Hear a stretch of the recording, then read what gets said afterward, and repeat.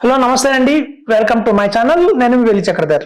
చాలా మంది అడిగే క్వశ్చన్ ఏంటంటే ఇవాళ మనకి రీసెంట్ టైమ్స్ లో గోల్డ్ అలాగే సిల్వర్ ఈ రెండు బాగా పెరిగాయి.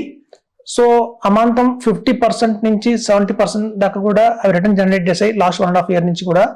సో ఒక బుల్ మార్కెట్ అనేది మనకి గోల్డ్ అండ్ సిల్వర్ లో చుట్టడం జరిగింది. సో ఇప్పుడు అందరూ కూడా చాలా మంది అడిగే క్వశ్చన్ ఏంటంటే మేము ఈటీఎఫ్స్ ద్వారా కానీ లేదా మ్యూచువల్ ఫండ్ లో గోల్డ్ బాండ్స్ కానీ అలాంటివన్నీ తీసుకోవచ్చా?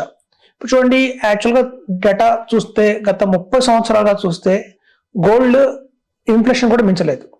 ఎప్పుడు కూడా ఇన్ఫ్లేషన్ కూడా బీట్ చేయలేదు. లాస్ట్ 30 years మీరు డేటా తీసుకుంటే లాస్ట్ 1.5 year మార్కెట్ లో చాలా అనిశ్చితం ఏర్పడింది. అంటే చూడండి, గ్లోబల్ గా వార్స్ కానివ్వండి, అలాగే మీరు చూస్తే ఎలక్షన్స్ కానివ్వండి, చాలా ఎప్పుడైతే ఒక టైంలో స్టాక్ మార్కెట్ పడిపోతూ ఉంటుందో అప్పుడు చాలా మంది ఏం చేస్తారంటే గోల్డ్ లో ఇన్వెస్ట్ చేయడం మొదలు పెడతారు.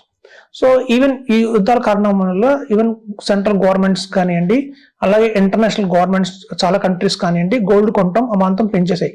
సో అలా ఎప్పుడైతే గోల్డ్ కి చూడండి సప్లై అనేది లిమిటెడ్ గా ఉంటుంది.